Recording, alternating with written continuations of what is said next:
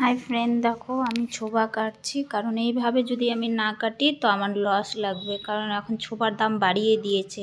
তাই আমাকে এইভাবে কেটে প্যাকেজিং করে বিক্রি করতে হয়। এখন জিনিসের যা দাম বাড়ছে আর কিছু করার নেই। কালকে শিবরাত্রি আছে, সবাই ছোবা কিনতে আসবে, তাই সব রেডি করে রাখি। যখন আমি দোকান খুললাম ফার্স্ট, তখন কেউ এগুলো আনতো না। এগুলো মাটির জিনিস, মালা টালা এগুলো কিছু আনতো না। আর যে আমাকে আনা দেখেছে, এত বছর ধরে দোকান করছে কিন্তু কেউ আনতো না। আর যে আমাকে আনা দেখেছে, বাস মাটির জিনিস নিয়ে আসা শুরু করে দিল, এগুলো নিয়ে আসা শুরু করে দিল, মালা টালা নিয়ে আসা শুরু করে দিল। কম্পিটিশনে চলে আসলাম। অতদিন মানুষের মাথায় বুদ্ধি ছিল না, যে আমাকে দেখেছি সেই বুদ্ধি খিলে গেছে মানুষের, যে আমাকেও এগুলো আনতাম।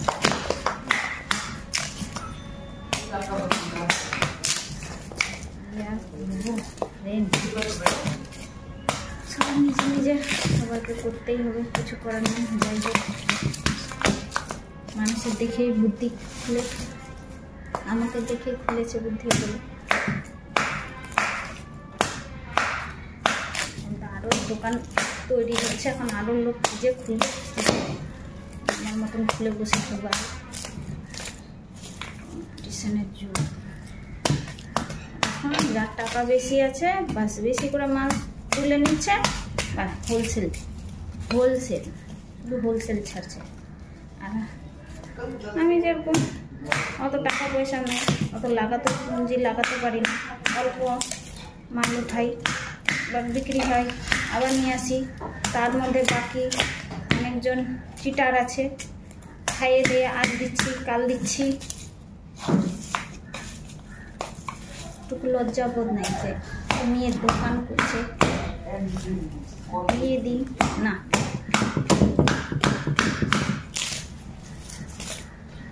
বলবো প্রেম কথা বলার নাই, কিছু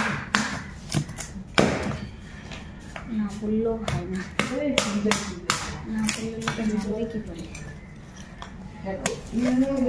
শিবরাত্রি জিনিসগুলো কটা শেষ হয়ে গেছে, নিয়ে আসতেও যেতে পারলাম না। কদিন খুব শরীর খারাপ বলে বোঝাতে পারবো না। পায়খানা বমি, মানে এত শরীরটা দুর্বল হয়ে গেল। শরীর খারাপ, শরীরের জল একদম বেরিয়ে গেল না, শরীর হাত পা একদম টেনে ধরে নিল। মার্কেটে করতে পারলাম, দেখি যা আছে ওটাই দিয়ে চালাই আর কি করবো। আর কেউ কেউ তো মাটির জিনিস দেখতে দেখতে চুরি করে নিয়ে চলে যাবে, দেখতে দেখতে। এদিকে হয়তো আমি দেখছি লোকজনকে, অন্য জিনিস দিচ্ছি, বাঁচতে বাঁচতে বাঁচতে নিয়ে চলে গেল। কি রে ঠাকুরকে ওগুলো দিয়ে কি কোনো পূজা কাজে লাগবে? আমি না বুঝে পাই না কি কাজে লাগবে ওই। আর একজন তো আছে বাকি নিয়ে যাবে, 4 টাকা 5 টাকা বাকি করবে, পরে দিয়ে যাচ্ছি। যদি বাকি দিয়ে যায়, 2-3টা প্রদীপ আবার মাটির প্রদীপ উঠিয়ে নিয়ে চলে যাবে। যতবার করবো যতবার বাকি করবো ততবার 2-3টা প্রদীপ। তাহলে ভাবো ওখানে প্রদীপ আমার কতটা যাচ্ছে। বললে পরে আবার বলবো অহংকার হয়ে গেছে, ঘমন দেখাচ্ছে। এটাও বোঝে না যে মাটির জিনিস আনতে কতটা মাটির জিনিস ভেঙে যাচ্ছে, তারপর গাড়ি ভাড়া আছে, এগুলো মানুষ বুঝে না। শুধু দেখছে যে দোকানদারি করছে, কত না লাভ আছে। যে করছে সেই তো বুঝছে। ছেলে আছে, তার খাওয়া আছে, খরচা আছে, প্রাইভেট আছে।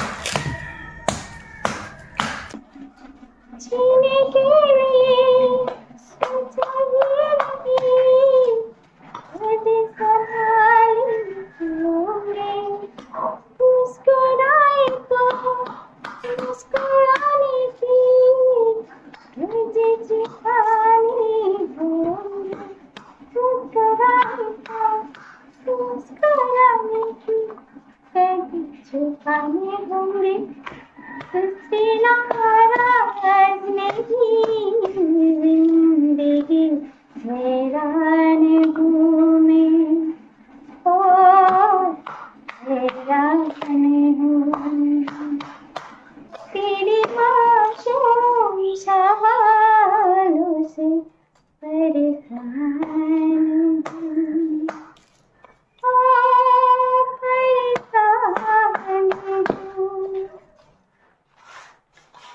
চোখটা বন্ধ করে রাখতে পারি না, আমি আগেই বলেছি। থেকে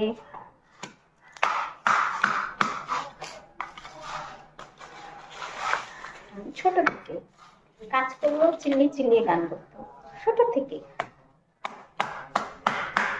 গলা তো ভালো নয়, কিন্তু প্যাঁ প্যাঁ করার অভ্যাস আছে আমার ছেলেবেলা। ফাটা গলা বন্ধ করো তো, বন্ধ করো তো, বাথরুম সিঙ্গার। শরীর খারাপ থাকলো, রেস্ট করার সুযোগ নেই। শরীর খারাপ থাকলেও কাজ করতে হবে, মেয়ে মানুষ রেস্ট করার না। মা কি খাবো, খিদা লাগছে।